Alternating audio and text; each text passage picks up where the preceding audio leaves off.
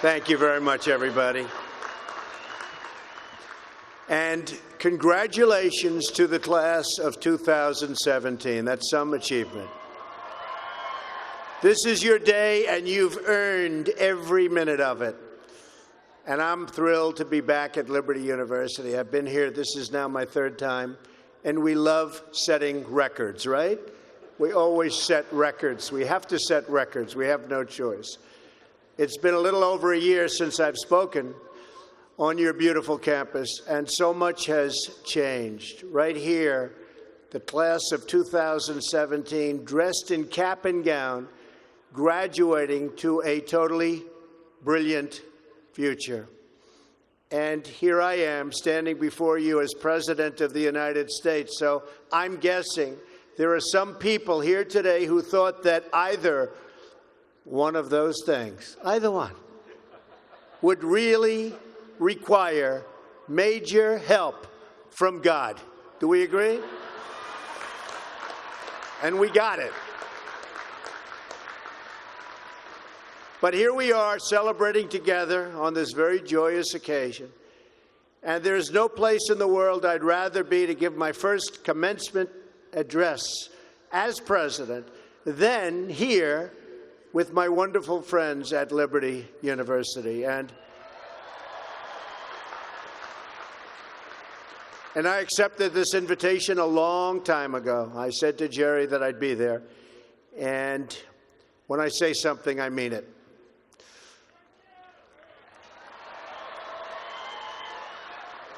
I want to thank President Jerry Falwell and his incredible wife, Becky. Stand up, Becky. For their kind words, their steadfast support, and their really wonderful friendship. Let me also extend our appreciation to the entire Falwell family. Trey, Sarah, Wesley, Laura, and Caroline, thank you for everything you do to make this university so exceptional. One of the truly great schools. Most importantly, to our new graduates, each of you should take immense pride in what you have achieved. There's another group of amazing people we want to celebrate today, and they are the ones who have made this journey possible for you. And you know who that is? Nobody. You forgot already. You're going to go out. You're going to do whatever you're going to do. Some are going to make a lot of money.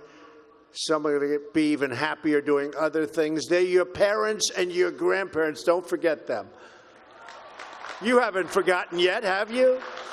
Never, ever forget them. They're great. And especially this weekend, let's make sure we give a really extra special thanks to the moms. Don't forget our moms, because graduates, today is your day. Today is your day. But in all of this excitement, don't forget that tomorrow is Mother's Day, right? I had a great mother. She's looking down now, but I had a great mother. I always loved Mother's Day. We're also deeply honored to be joined by some of the nearly 6,000 service members, military veterans, and military spouses who are receiving their diplomas today. Would you please stand? Please stand. Wow.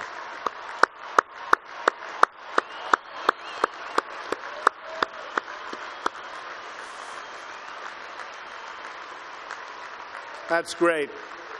Thank you very much. Great job.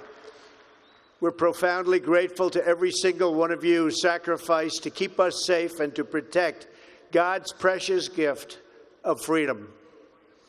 It is truly a testament to this university and to the values that you embrace that your graduating class includes so many patriots who have served our country in uniform. Thank you very much.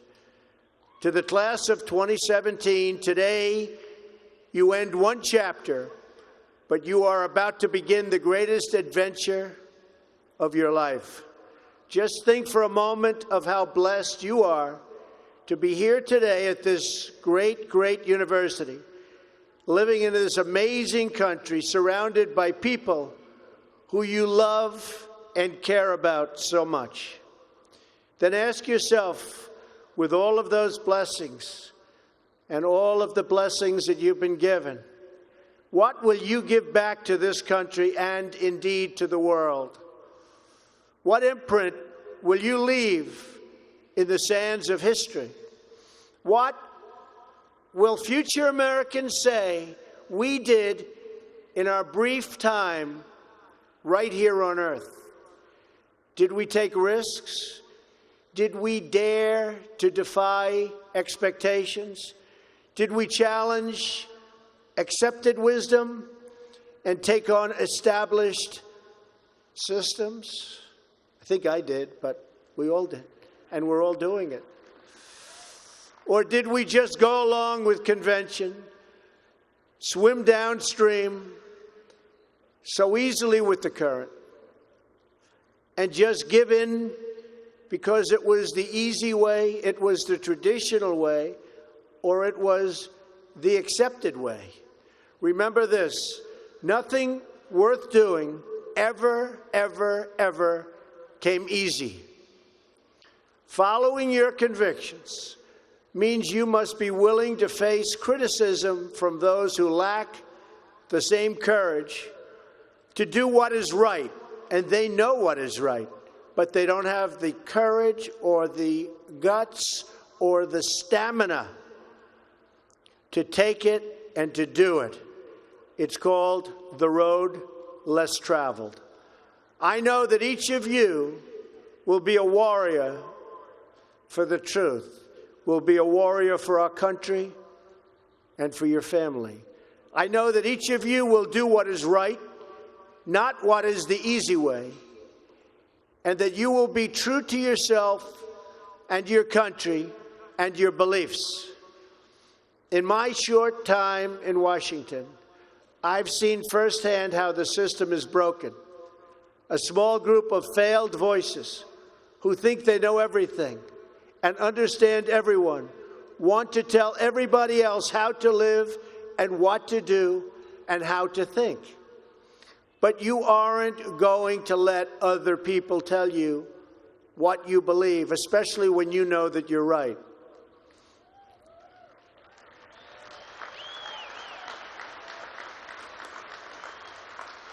And those of you graduating here today who have given 500,000 hours of charity last year alone, unbelievable amount of work and charity, and few universities or colleges can claim anything even close. We don't need a lecture from Washington on how to lead our lives. I'm standing here looking at the next generation of American leaders. There may very well be a president or two in our midst. Anybody think they're going to be president? Raise your hand. In your hearts are inscribed the values of service, sacrifice, and devotion. Now you must go forth into the world and turn your hopes and dreams into action. America has always been the land of dreams because America is a nation of true believers. When the Pilgrims landed at Plymouth, they prayed. When the founders wrote the Declaration of Independence, they invoked our Creator 4 times. Because in America, we don't worship government, we worship God.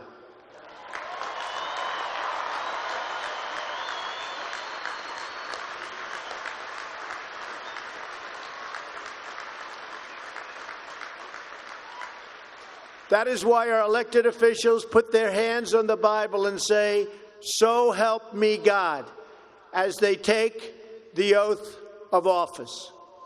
It is why our currency proudly declares, "In God we trust." And it's why we proudly proclaim that we are one nation under God every time we say the Pledge of Allegiance.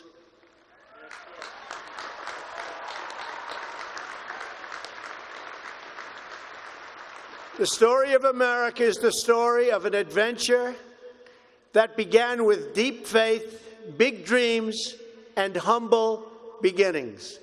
That is also the story of Liberty University. When I think about the visionary founder of this great institution, Reverend Jerry Falwell, Sr., I can only imagine how excited he would be if he could see all of this and all of you today, and how proud he would be of his son and of his family. In just 2 days, we will mark the 10th anniversary of Reverend Falwell's passing. And I used to love watching him on television, hearing him preach. He was a very special man. He would be so proud, not just at what you've achieved, but of the young men and women of character that you've all become. And Jerry, I know your dad is looking down on you right now, and he is proud. He is very proud. So congratulations on a great job, Jerry. Reverend Falwell's life is a testament to the power of faith to change the world, the inspiring legacy that we see all around us in this great stadium. This is a beautiful stadium, and it is packed. I'm so happy about that. I said, how are you going to fill up a place like that? It is packed, Jerry. In this beautiful campus, and in your smiling faces, but it all began with a vision. That vision was of a world-class university for evangelical Christians. And I want to thank you because, boy, did you come out and vote, those of you that are old enough. In other words, your parents. Boy, oh boy, you voted. You voted. No doubt many people told him his vision wasn't possible, and I am sure they continued to say that so long after he started, at the beginning with just 154 students. But the fact is, no one has ever achieved anything significant without a chorus of critics standing on the sidelines explaining why it can't be done. Nothing is easier or more pathetic than being a critic, because they're people that can't get the job done. But the future belongs to the dreamers, not to the critics. The future belongs to the people who follow their heart no matter what the critics say, because they truly believe in their vision. At Liberty, your leaders knew from the very beginning that a strong athletic program would help this campus grow so that this school might transform more lives. That is why a crucial part of Reverend Falwell's vision for making Liberty a world-class institution was having a world-class football team, much like the great teams of Notre Dame. Great school, great place. In fact, Vice President Mike Pence is there today, doing a fabulous job, as he always does.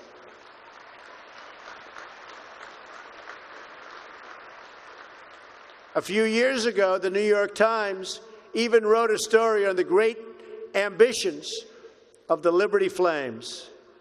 That story prompted a longtime president of another school to write a letter to Jerry. It's a letter that Reverend Falwell would have been very, very pleased to read. Jerry tells me that letter now hangs in the wall in the boardroom of your great university. It came from the late Father Theodore Hesburgh, who was the beloved president of the University of Notre Dame 35 years ago. Like this school's founder, he was a truly kind-hearted man of very, very deep faith. In the letter, Father Hesburgh recalled that Notre Dame's own meteoric rise from a small Midwestern school to a national football powerhouse. And then he wrote something so amazing and generous. He wrote, "I think you are on that same trajectory now, and I want to wish you all the best and encourage you from the starting and from being able to start very small and arriving in the big time. Thanks to hard work, great faith, and incredible devotion, those dreams have come true. As of February of this year, the Liberty Flames are playing in the FBS, the highest level of competition in NCAA football. Don't clap. That could be tough. Don't clap. That could be tough. I'm a little worried. I don't want to look at some of those scores here. Jerry, are you sure you know what you're doing here? Those other players are big and fast and strong, but I have a feeling you're going to do very well, right? From the most humble roots, you've become a powerhouse in both education and sports. And just wait until the world hears the football teams you'll be playing on your schedule starting next season. President Falwell gave me a list of some of those schools, the ones you're going to be playing 2018. Would you like me to read the names? Just came out. Would you like to hear them? I'm a little bit concerned. UMass, Virginia, Auburn. Jerry, are you sure you know what you're doing? Jerry, Auburn. I don't know about that, James. This could be trouble, Jerry. Rutgers, Old Dominion, Brigham Young, Army. I might be at that game. Who am I supposed to root for? Tell me. I don't know. That's a tough one, Jerry. I don't know, Jerry. I'm going to have to think about that one, Jerry. Buffalo, Troy, Virginia Tech. Oh, no, Jerry. Ole Miss. And Wake Forest. Those are really top schools. That's maybe in 4 or 5 years I'll come to a game, right? You'll build it up. Well, good luck. The success of your athletic program arriving on the big stage should be a reminder to every new graduate of just what you can achieve when you start small, pursue a big vision, and never, ever quit. You never quit. If I give you one message to hold in your hearts today, it's this: never, ever give up. There'll be times in your life you'll want to quit, you'll want to go home. You'll want to go home perhaps to that wonderful mother that's sitting back there watching you and say, Mom, I can't do it. I can't do it. Just never quit. Go back home and tell Mom, Dad, I can do it. I can do it. I will do it. You're going to be successful. I've seen so many brilliant people. They gave up in life. They were totally brilliant. They were top of their class. They were the best students. They were the best of everything. They gave up. I've seen others who really didn't have that talent or that ability, and they're among the most successful people today in the world because they never quit and they never gave up. So just remember that. Never stop fighting for what you believe in and for the people who care about you. Carry yourself with dignity and pride.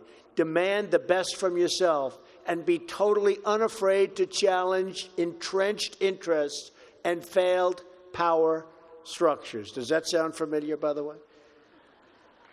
The more people tell you it's not possible, that it can't be done, the more you should be absolutely determined to prove them wrong. Treat the word impossible as nothing more than motivation. Relish the opportunity to be an outsider. Embrace that label. Being an outsider is fine. Embrace the label, because it's the outsiders who change the world and who make a real and lasting difference. The more that a broken system tells you that you're wrong, the more certain you should be that you must keep pushing ahead. You must keep pushing forward. And always have the courage to be yourself. Most importantly, you have to do what you love. You have to do what you love. I've seen so many people, they're forced through lots of reasons, sometimes including family, to go down a path that they don't want to go down. to go down a path that leads them to something that they don't love, that they don't enjoy. You have to do what you love, or you most likely won't be very successful at it. So do what you love. I want to recognize a friend who is here with us today, who can serve as an inspiration to us all. Someone who doesn't know the meaning of the word quit. Real champion. A true champion. Both on the field, off the field. He's a Hall of Fame quarterback for the Buffalo Bills. Really a good friend of mine, an amazing guy. Jim Kelly. Where's Jim? He's here someplace. Where's Jim? Stand up, Jim. What a great man. Jim Kelly. He was tough.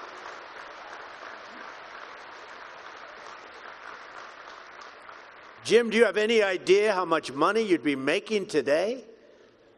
They'd hit Jim. It was like tackling a linebacker. They'd hit Jim, 4 guys, 5 guys that weighed 320, and he'd just keep going down the field. He was much more than a quarterback. He had tremendous heart, and he knew how to win. Jim is tough, and his toughest fight of all was that he beat cancer not once but twice.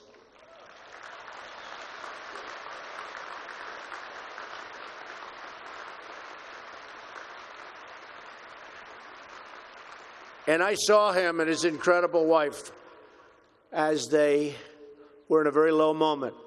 Jill, very, very low moment. And it was amazing the way they fought. It didn't look good. I would have said, maybe it's not going to happen. But there was always that hope because of Jim and Jim's heart. But I want to just say it's great to have you here today, Jim. And these people are big, big fans. And if you could get a young version of Jim Kelly, you'll be beating a lot of teams, Jerry. So, interestingly, though, I said, I wonder what Jim's doing here. His daughter, Erin, crosses the goal line to you and today with you. So, Erin, stand up. Where are you, Erin? Where is Erin? Congratulations, Erin. Congratulations. Graduating from Liberty. Great choice. Thank you. Liberty University is a place where they really have true champions. And you have a simple creed that you live by, to be really champions for Christ. Whether you're called to be a missionary overseas, to shepherd a church, or to be a leader in your community, you are living witness of the gospel message of faith, hope, and love. And I must tell you, I am so proud as your president to have helped you along over the past short period of time. I said I was going to do it, and Jerry, I did it. And a lot of people are very happy with what's taken place, especially last week. We did some very important signings. Right, James? Very important signings. America is better when people put their faith into action. As long as I am your president, no one is ever going to stop you from practicing your faith or from preaching what's in your heart.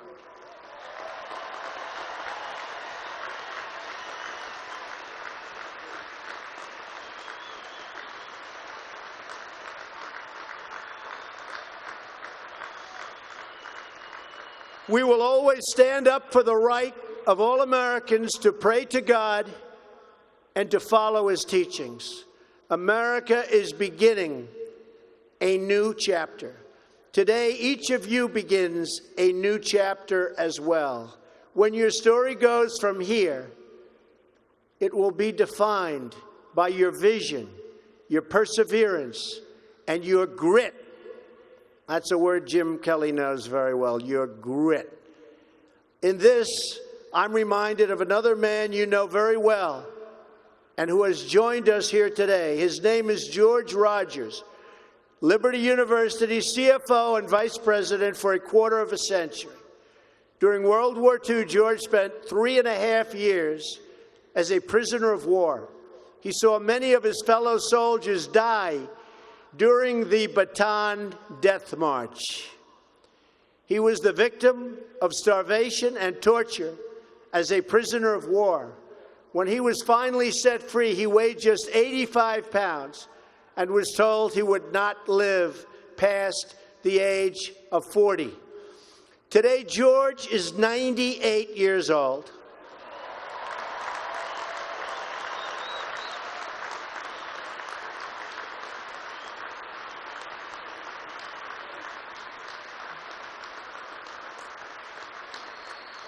Great.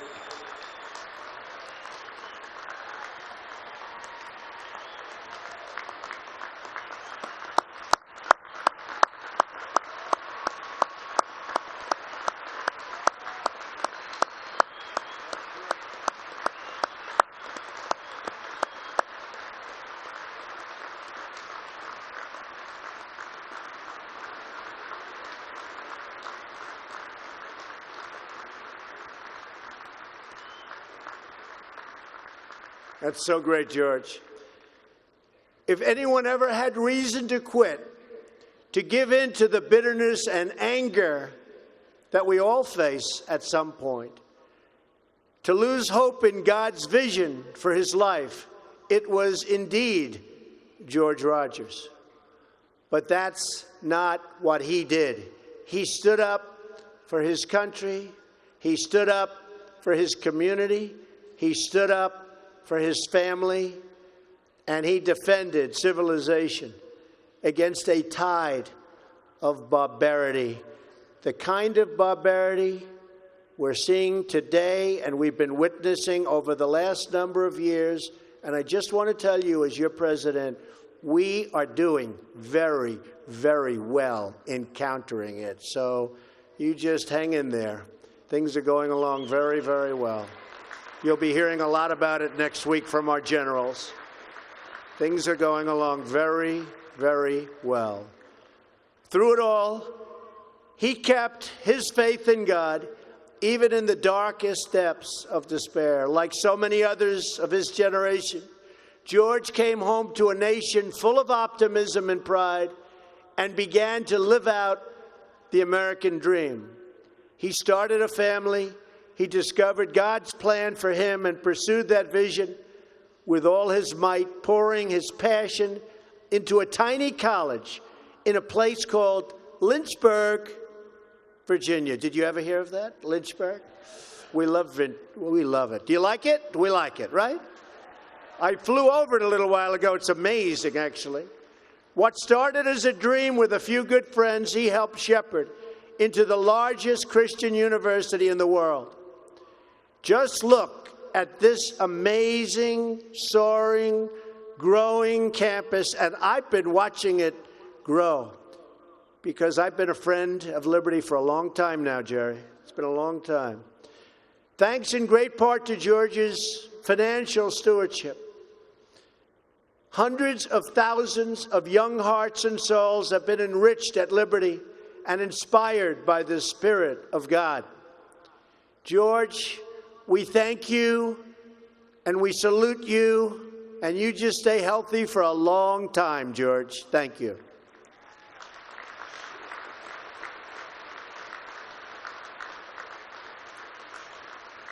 Now it falls on the shoulders of each of you here today to protect the freedom that patriots like George earned with their incredible sacrifice.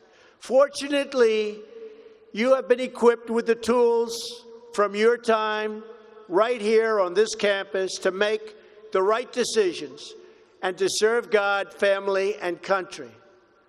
As you build good lives, you will also be rebuilding our nation. You'll be leaders in your communities, stewards of great institutions, and defenders of liberty. And you will be great mothers and fathers and grandmothers and grandfathers, loving friends and loving family members. You will build a future where we have the courage to chase our dreams no matter what the cynics and the doubters have to say.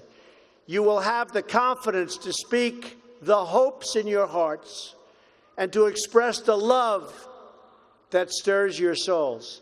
and you will have the faith to replace a broken establishment with a government that serves and protects the people.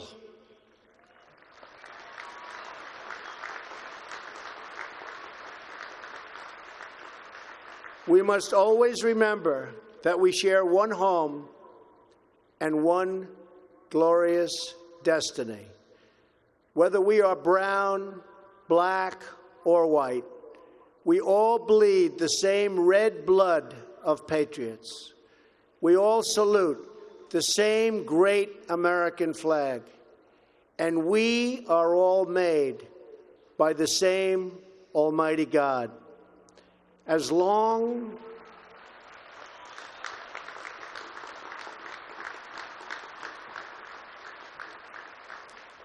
as you remember what you have learned here at Liberty, as long as you have pride in your beliefs, courage in your convictions, and faith in your God, then you will not fail.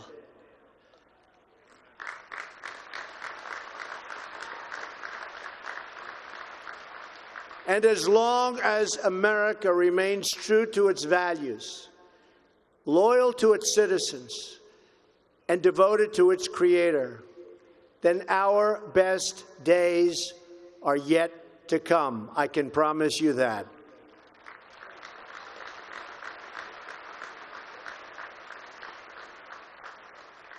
This has been an exceptional morning.